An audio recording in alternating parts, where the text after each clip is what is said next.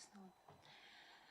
Отже, шановне товариство, ми раді вітати вас на презентації, вірніше на прес-конференції з приводу виходу у світ Лавришівської Євангелії 14 сторіччя, що вийшло у видавництві «Горобець» за підтримки Українського культурного фонду.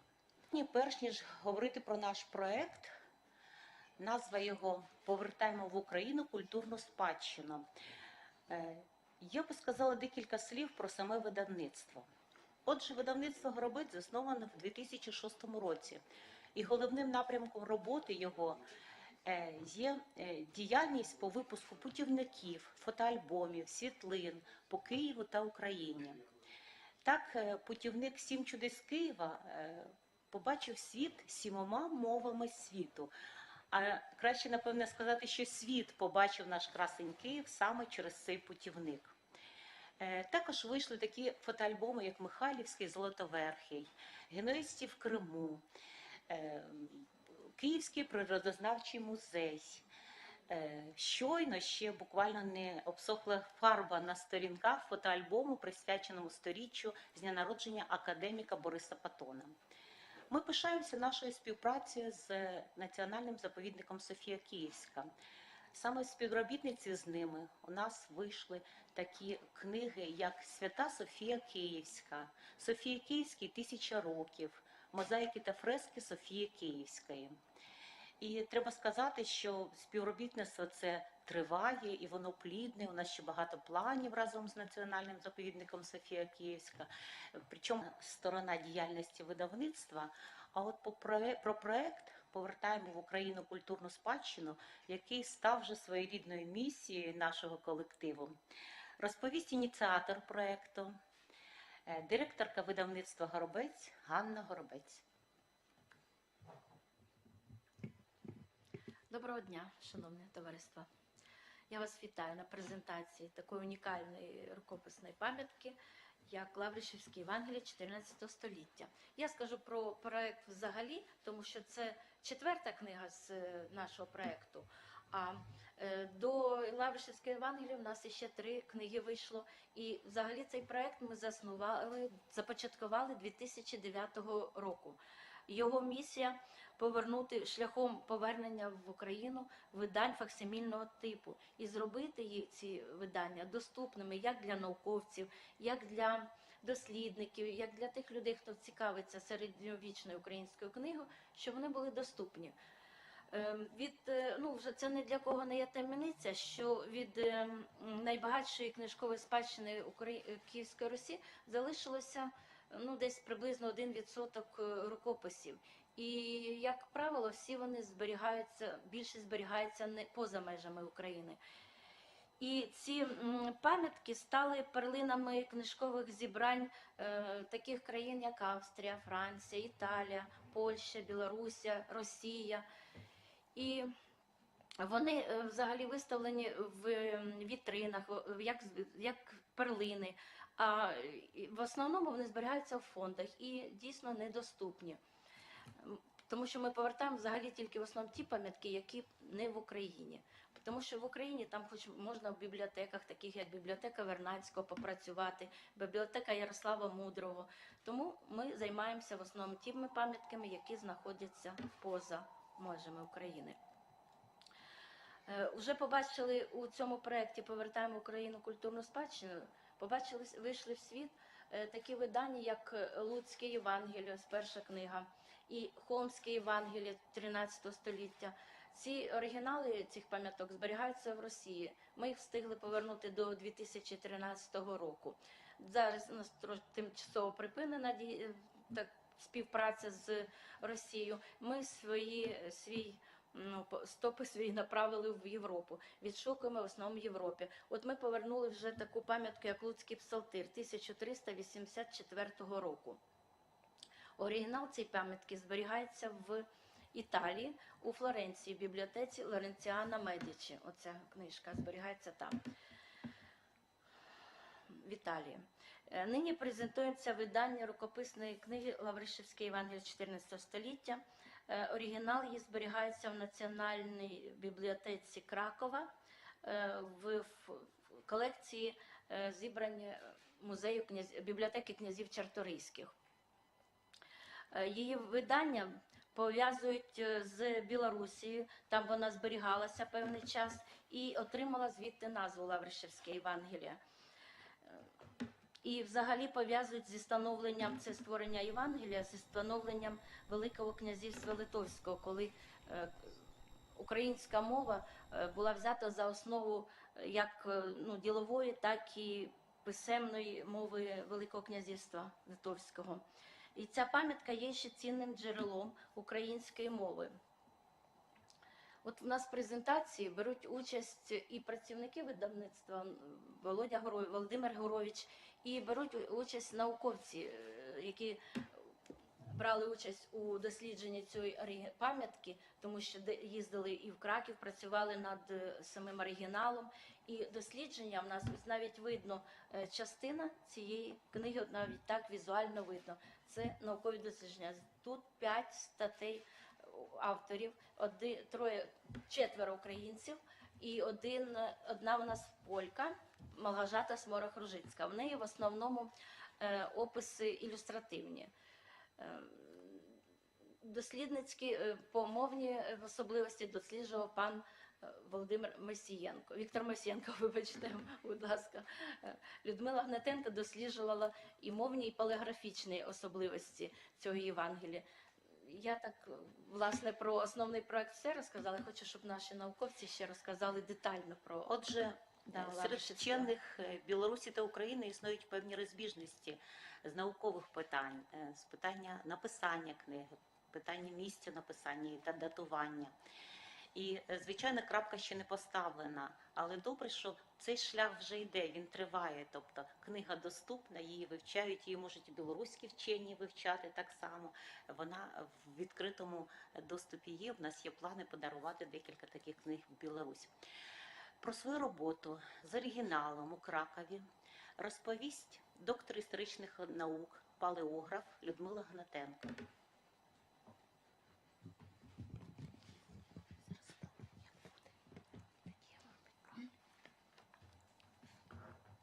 Я вас вітаю, шановне товариство.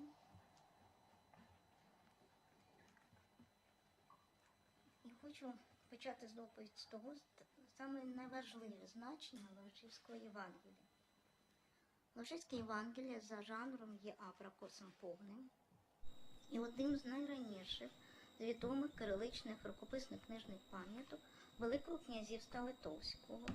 Саме період установлення Литовсько-Руської державності в другій половині 14 століття, коли до складу литовських князівств увійшли більшість князів з Київської Русі, утворених на етнічних українських та білоруських землях. Кодекс є цінним свідченням і таким образчиком навчання рукописній книжній спадщині чи встановлення литовсько-руської писемності. При роботі над Євангелієм постійно використовувалися тексти з різних Євангелій апракосів, повних галицько-волинські редакції галицько-волинського походження, які написані церковнослов'янською мовою українською, тобто руської редакції. Тому пам'ятка є цінним джерелом української мови. Книгу можна по праву вважати спільною писемною пам'яткою 3 країн – Литви, Білорусі та України, про що я буду казати далі. Але спочатку я хочу ще сказати, чому вибран термін «литовсько-руська писемність». Нами використовується саме для означення державно-адміністративної належності до Великого князівства Литовського та писемної традиції Київської Русі. Книга історично пов'язана з Великим князівством Литовським, містом Вільно, в якому в ті часи було сильним православ'я, Лавришівським Богородичним монастирем, що діяв біля митрополитчого міста Новогородок, та з династичним княжем родом Відеміновичем, розначальником князем Відеміном та його нащадками. Доля книги протягом століть якнайцінніше пов'язана з Лавришівським монастирем. За свідченнями є автентичних записів, а їх в книгі 14, вже в монастирі пам'ятка знаходилась 14 століття і перебувала до початку 19 століття. Це був такий дуже знаний провідний осередок Білорусі, як православний. В монастирі довгий час діяла і бібліотека, був архів. І з часом книга, десь кінця 14 століття, книга вже стала, її можна назвати юридичною таким книгою-архівом Лавришівського монастиря. В нього описували юридичні акти майнові, грамоти. І книга вже діяла як пам'ятка не тільки богослужбова, але як і юридична пам'ятка. До початку 17 століття монастир діяв як православний, а потім як уніатський, Василіанський монастир Божої Матері. На початку 20-х років 19 століття книга була подарована монахами нащадку роду Гедеміновичу Адаму Єжи Чарторийському. І вже з того часу знаходилася в його Полавській бібліотеці. Але з різних історичних таких подій бурхливих, вона з князем була, є такі відомості в Парижі. Після конфіскації його бібліотеці російським урядом, пам'ятка в середині 19 століття була в Петербурзі. Яким чином вона повернулася до роду Чарторийських, відомості в нас немає.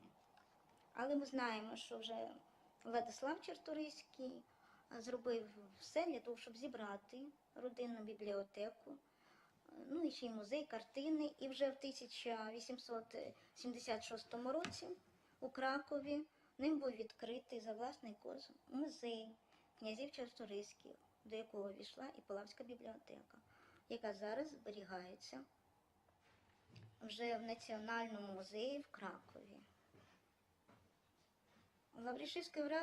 Лавришівський Іван цікавий тим і дуже викликає в наукових колах таке і непорозуміння, і наукові такі різні, якщо можна сказати, різні думки з приводу того, що воно не має дати написання і часу написання і місця написання. Тобто це рукописна пам'ятка, в якій немає, тому є різні такі думки. За розміром це велика книга, і видання повністю передає факсимільне видання, розмір книги. 317 на 222, 183 пергаментних аркуші. Це одне із найбільш відомих тогочасних ілюстрованих рукописів. В ньому 18 мініатюр. Планувалося біля 40. Не всі написані, не всі завершені.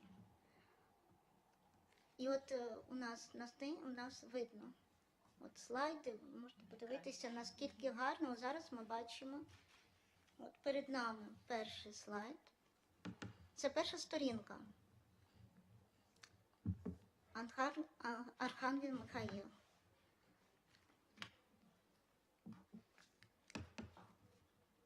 На звороті вже мініатюра Іоанна. І це відкривається. Це перша сторінка. Ініціал, такий візантійський, і заставка.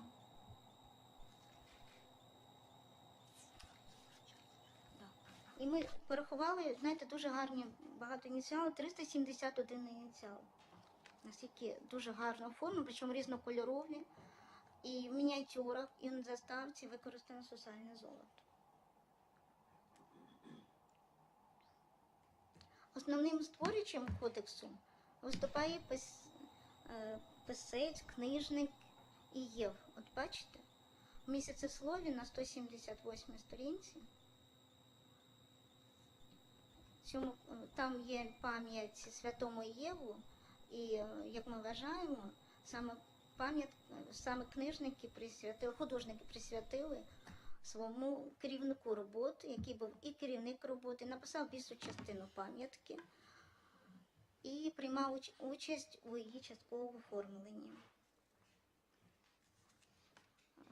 За поліграфічними даними, в книзі приймало участь як мінімум 5 писців, можливо і більше. Я скажу чому.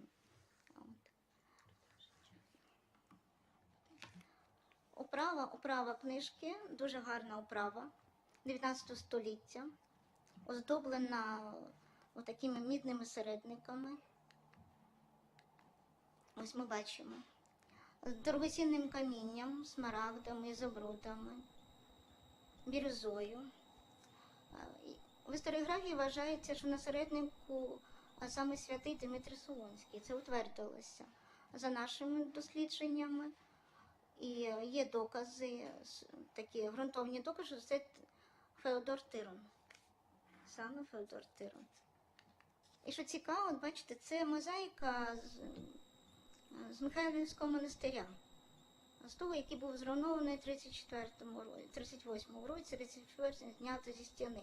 І ми бачимо оце зображення саме Солонського. Він молодий, без бороди, на Євангелії, от Тирон. Він такий вже більш старшого віку, і він з бородою, і з вусами. І от нами відшукана ікона, я не знаю, чи можна тут збільшити її. А це візантійська ікона 12 століття. Посередині стоїть Феодор Тирон. А поруч біля нього, праворуч, стоїть Дмитрий Солонський. Бачите на іконі? Якщо змільшить, от, яка між ними різниця, іконографічний образ. Тобто як доказ того, що ми маємо, і це було встановлено. От. Так, щоб трошки скоротити.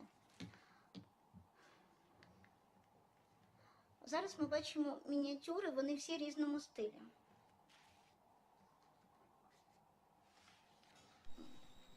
І це дуже важливо, тому що проведене нами дослідження виявлено дані щодо часу написання локалізації Лавршійської Євангелії. Тому що книга написана різні протографи і різностильові оздоблення як мініатюр, так і ініціалів. Тобто 14 століття ми за цим можемо датувати ще 14 століття, і шописті. Взагалі це книга як навчальний посібник. І, мабуть, ілюмінатори, які вчилися, вони використовували різні техніки. І от тут ми бачимо ініціали, те ж саме. Ініціали є старовізантійського стилю, тератологічного стилю, є балканського стилю. І саме використання, і вже геометричні є, і використання цих ініціалів, отак разом всі, ми можемо сказати, що це вже більше, друга половина 14 століття, більше до кінця. От. І то, що він навчальний посібник, от тут цікава така ілюстрація. Чому ми до цього пішли, що це використовується як навчальний посібник? Тому що використані залишки від пергаменту. Для написання книги використовувалися не цілі аркуші, а багато аркушів і залишки. І от тут ми бачимо, це не обрізаний, це не з часом втрачені аркуші. Це саме такі використання, тому це не на престольний Євангелій, його не готувалося. І в тексти вписувалися до лінії обрізу або після лінії обрізу. От, це теж те, що ми змогли виявити, і це дуже цікавий такий факт, що не Євангелії не писалися як на престольні для богослужіння в текстах, а саме для навчання постів і ілюмінаторів. Я вибачаюся трошки ще декілька хвилин, якщо можна. Щодо датування пам'ятки, ось ікона Божої Матері, услышательниця. В місяцеслові було виявлено, написане на полі кіноварію, причому тою рукою, яка оформляла весь місяцеслов, пам'ять цієї ікони.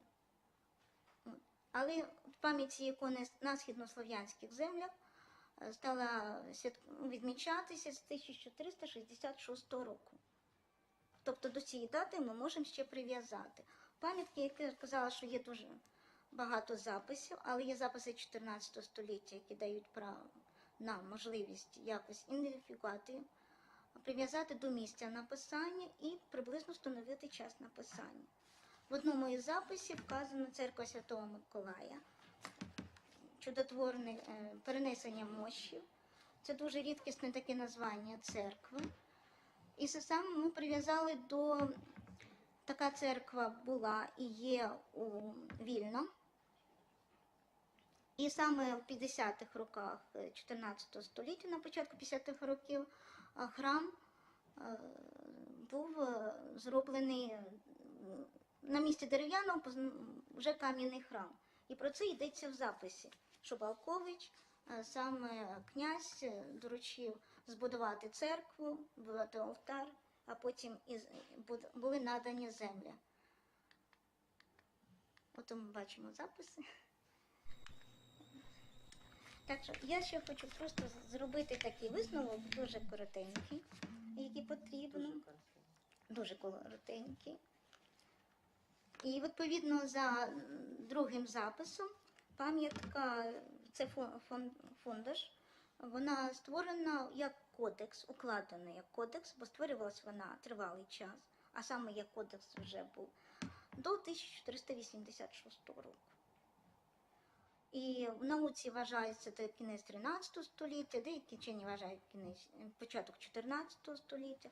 Наші дослідження вони доводять, і є факти самої пам'ятки, що пам'ятку можна прив'язати до другої половини 14-го, кінця 14 століття. Отже, репрезентована рукописна пам'ятка безпосередньо пов'язана метальними, культурними, мовними і писемними традиціями з Галицько-Волинської писемної традиції, саме за якою відбувалося становлення литовської руської книжності та ділової писемності.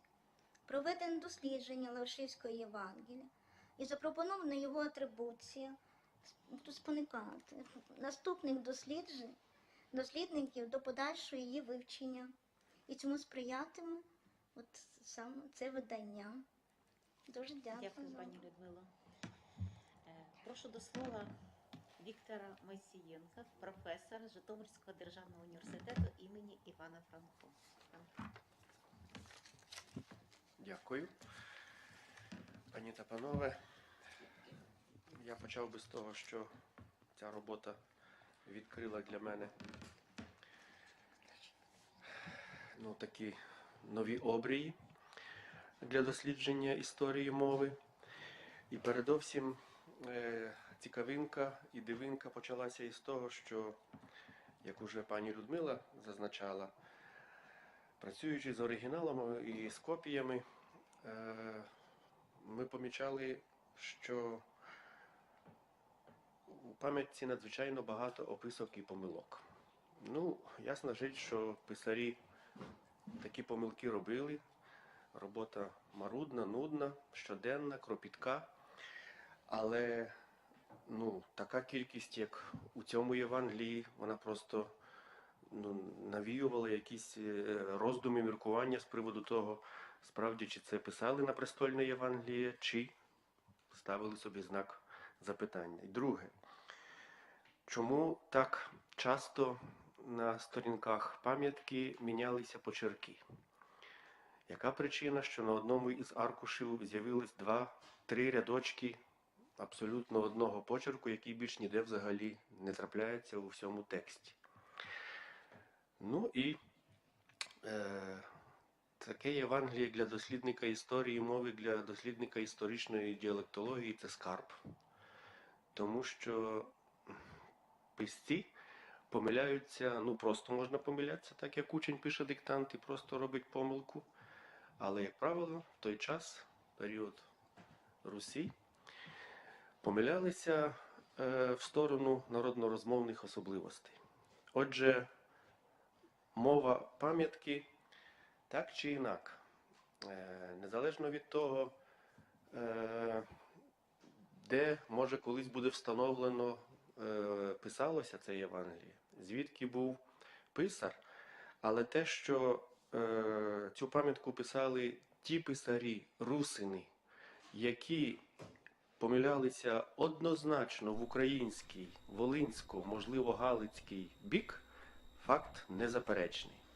І я хотів би проілюструвати кілька таких прикладів, які, не може так помилитись білорус або москвин, росіянин, тобто, ось в таких прикладах, які я хочу кілька проілюструвати. От ми зараз бачимо на ілюстрації у храміні у притворі Соломони. У притворі. У притворі бачимо в кінці і у всіх порівнюваних Євангеліях, які ми порівнювали 8 євангелійських, з якими опрацьовували, стоїть літера ять. Писар цього Євангелія помилився в український бік, тому що він вимовляв не в притворі, а вимовляв у притворі, як і в народній, в його повсякденній говірці. Будь ласка, наступний слайд. Ще приклад. Другий рядочок. Яко на нов місяць біситься. І так бачимо в дієслові біситься. Такий самий приклад. У всіх порівнюваних Євангеліях ять стоїть. Якби це переписував білорус або росіянин, зрозуміло, щоб вони б таку помилку зробили, написали б там Якщо пише це українець, то на місці ятя він вимовляє, як і зараз в нашій літературній мові вимовляється і. Наступний приклад. От, ми так підібрали і так вдало трапилось, де ця помилка у двох поряд рядках. В першому випадку помилка, тобто це не помилка, це звичайна українська вимова писаря, грішниці, так? І далі поряд написано, назад, той самий. І поряд, і поряд написано вже відповідно, так як очевидно у протографі було, з ятим, грішником. Ось ілюстрація, приклад того, що як писар помилявся і в сторону української розмовної особливості. Прошу наступний слайдик. І ще один. Це загальновідомо зараз в славістиці істина, що приклади нового яття дають підстави трактувати писемну пам'ятку, якщо вона не датована, чітко не локалізована, що такі помилки допускав українець. І от ми бачимо приклади нового яття слово ремінь, де мало б бути але українці в таких випадках поплутували ять із оскільки вимовляли і у такому слові ремінь. І поряд, нижче там трошки погано написано, 60. Так само після «ш» маємо ять. Наступний слайдик. Незаперечним прикладом українськості писемних пам'яток, з ким ніхто не сперечається, є поплутування колишніх фонем, а на письмі це літери І та И, єри.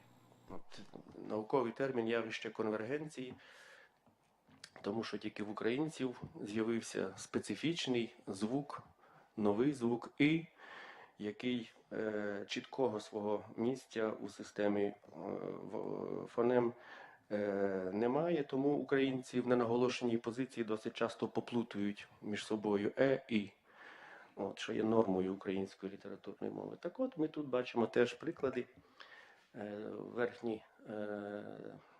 Верхній приклад.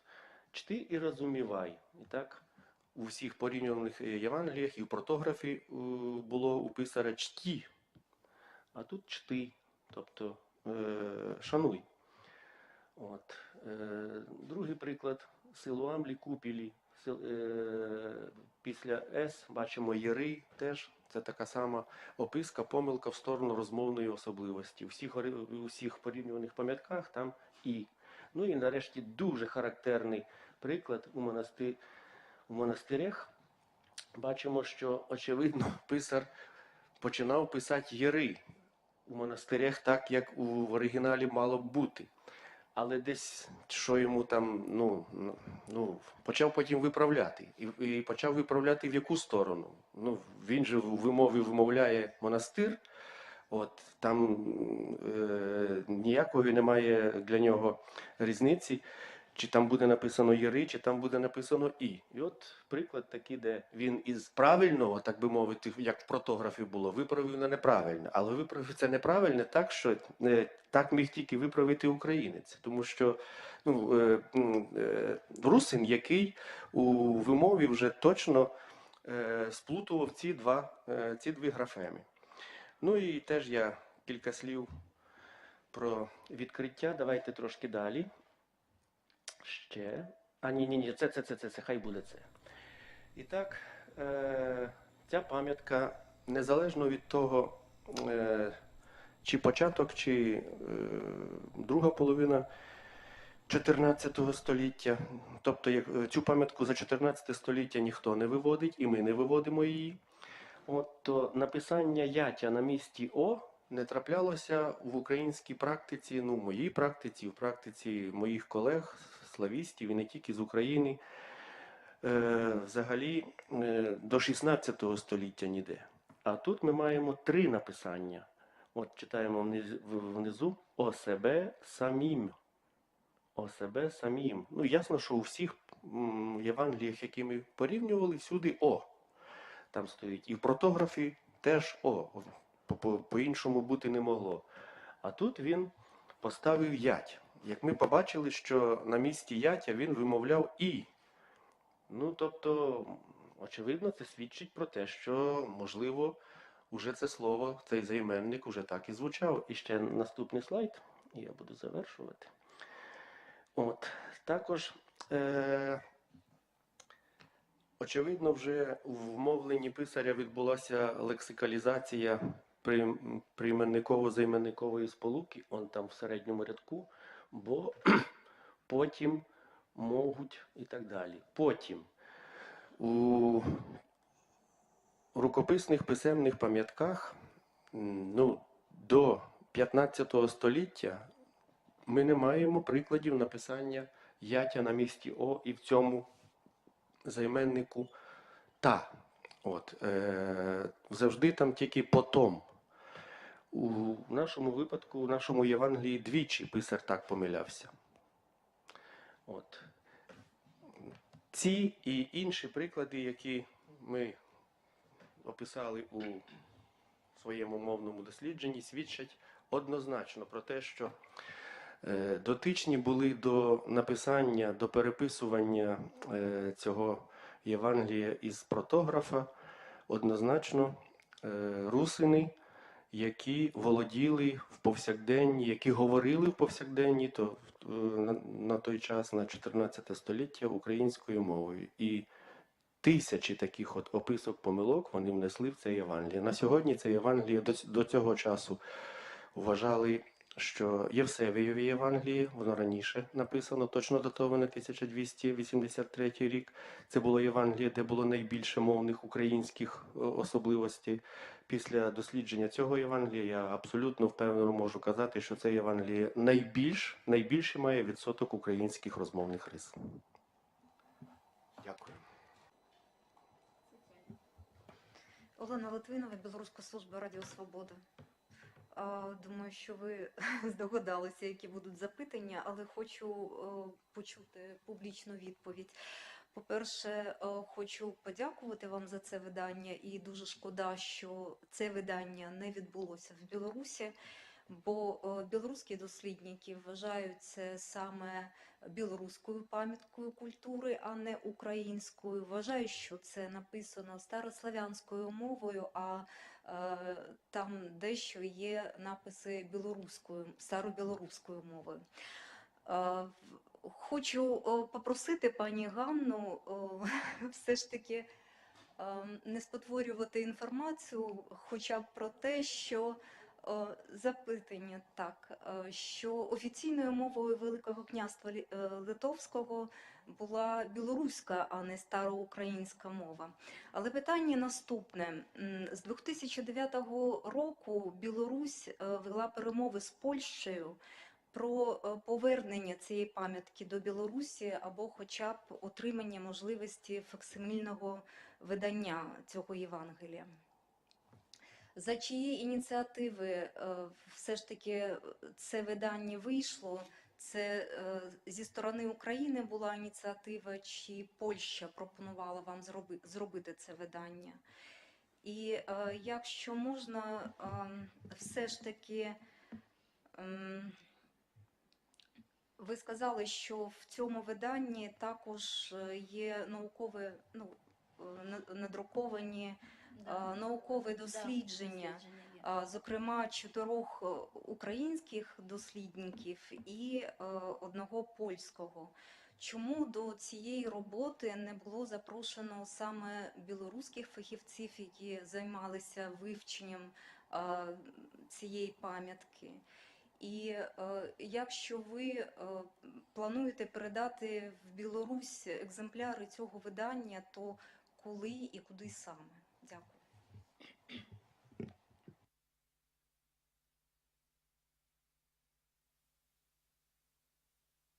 Ой, мгм. Чому саме Україна отримала це право і чому відмовили Білорусі? Я не знаю, чому відмовили Білорусі. У нас така ходить версія чи легенда, що сказав президент Білорусі, що треба цю пам'ятку відібрати. Це я кажу як версію, як легенду відібрати. Потім, вже коли сказали, добре, давайте ми зробимо копії факсимільні, щоб повернути в Білорусь. Чомусь Польща відмовила.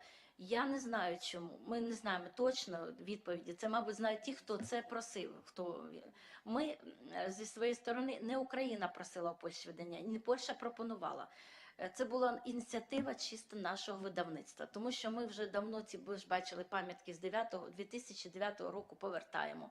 Ми їх досліджуємо, ми їх повертаємо в Україну, і тому у нас така ідея з'явилась із Лавришівської Євангелії, і ми особисто поїхали в Польщу ще 2016 року. Я їздила, пан Володимир їздив, ми просили це Євангеліє, і чому нам, от знаєте, навіть наші журналісти нас питали у Львові на презентації, що ми, чому Польща дала саме українець? Там, знаєте, такий підтекст був, ну, навіть політичний, що це симпатія така між країнами чи ще що. Я вам скажу точно, що це скоріше за все, то, що ми приїхали з такими аргументами, які були просто незаперечні. Ми приїхали от з такими аргументами. Аргумент перший, аргумент другий, аргумент третій.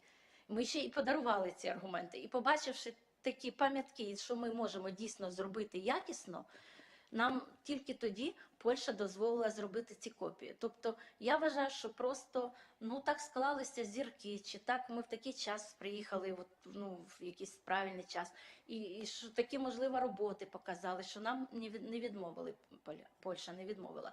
От думаю, що це з цим зв'язано. От так, далі, які у вас там питання, да?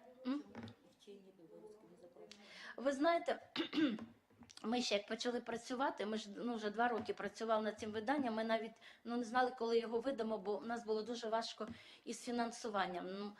І ми тоді почали шукати дійсно, з ким ми видамо ще. Я тоді пропонувала і Польщі, от в бібліотеці князів Чарторийських, можливо, вони знайдуть когось, щоб був проєкт у нас тристоронній, тобто Україна, Польща і Білорусь, щоб ми видали цю пам'ятку спільно і як з точки зору науковців, щоб всі попрацювали, і з точки зору фінансово, тому що нам це був 16-й, почали ми взагалі про це подумали в 15-му, було важко в Україні це потягнути. І якби не цей Український культурний фонд, щоб він нас допоміг, щоб він наче підкинув вугілля в топку цього культурного фонду, культурний фонд підкинув вугілля в нашу культуру українську, то я не знаю, можливо, ще рік би у нас воно б не вийшло. А ми не знайшли тоді просто розуміння, не знайшли, знаєте, контакту, щоб зробити тристороннє такі от повернення, тристоронні пам'ятки. Ніхто не відгукнувся. Тому ми самі робили, ось поки нам Український фонд не допоміг. Я вам на третє питання. А ще, може, Я відповім добавиш? на третє питання. Через Да. те, що я вела переписку з білоруським Лавришівським монастирем, ми дійсно пропонували, щоб вони долучилися, якусь фінансову допомогу нам надали. Але тоді зовсім не було відповіді.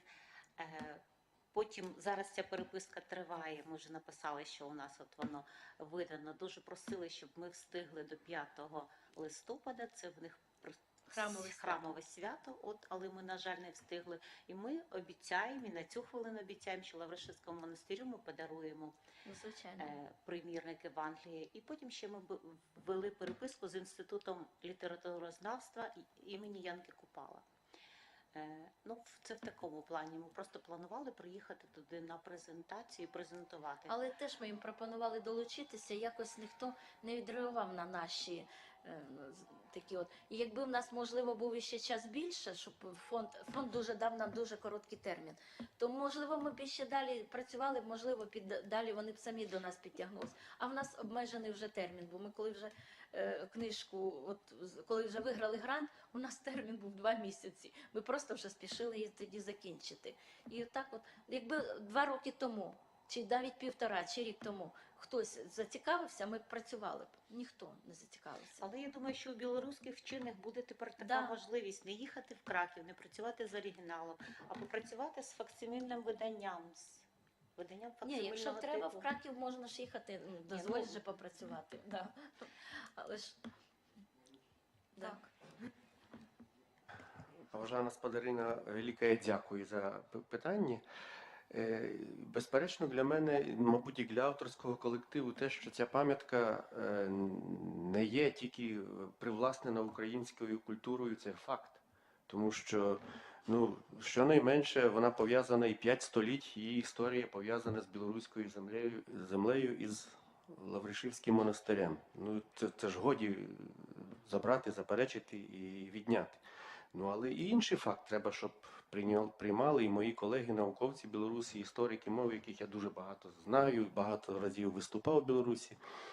От що в плані мовних особливостей, в плані протографа, це пам'ятка, до яких доклали. Можливо, це були і білоруські хлопці-писарчуки, які вчилися писати.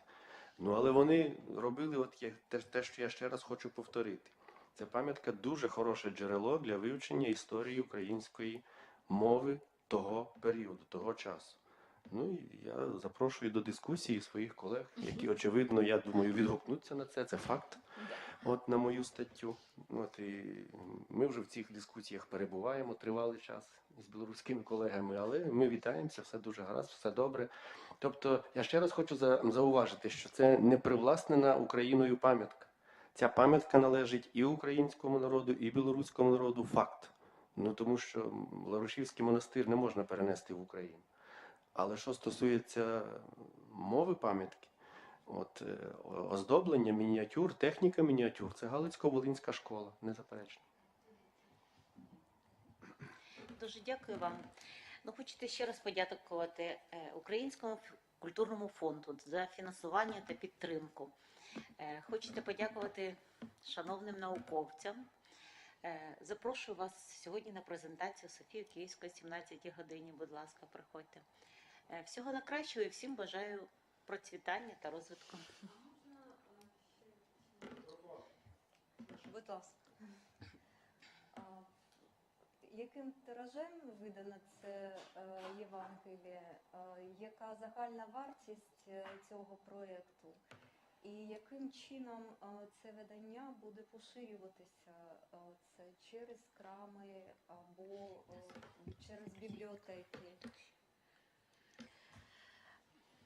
Видання, наклад дуже маленький для такого видання. Можна було б і більше. Ми взагалі до сих пір видавали менше, ніж 1000 не видавали ці тиражі. А Лавришівське у нас 300 всього примірників, тому що у нас, ми подавали на той грант, який індивідуальний національний грант, який не дуже велика сума. Тобто, якби у нас гарно ще склалася така співпраця з поляками, можливо, ми подавали б на міжнародний грант. А так вийшло на індивідуальний, і там не дуже велика сума, тому ми мало надрукували, тому він дуже дорогий. Він приблизно, якщо брати собівартість, до 2000 коштує. Ну, якщо собівартість. Продавати ми його не будемо. Це не комерційне видання. Ми його тільки будемо розповсюджувати по бібліотеках, по музеях, по державних установах, таких як університети, Франка, Житомирський наш університет.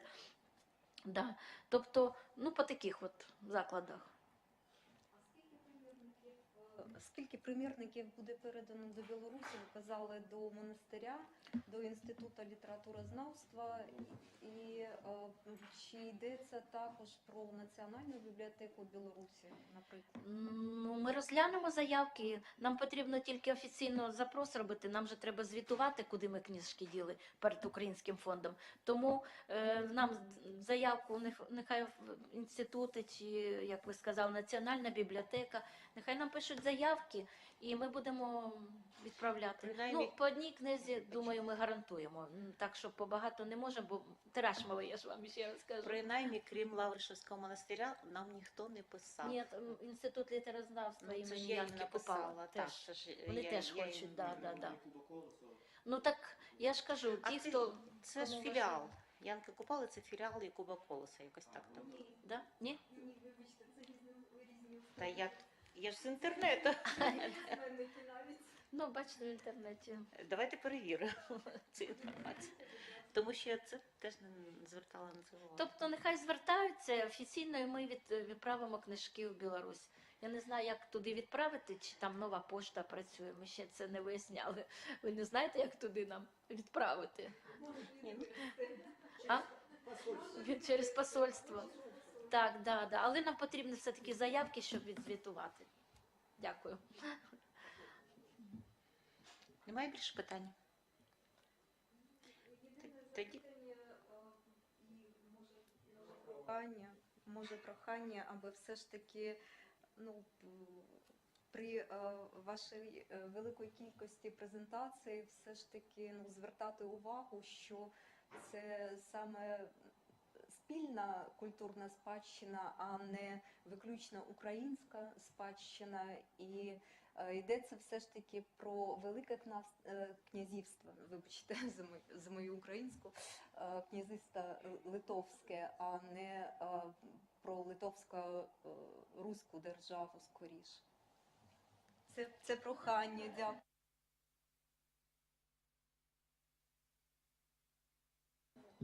всього найкращого бажаємо.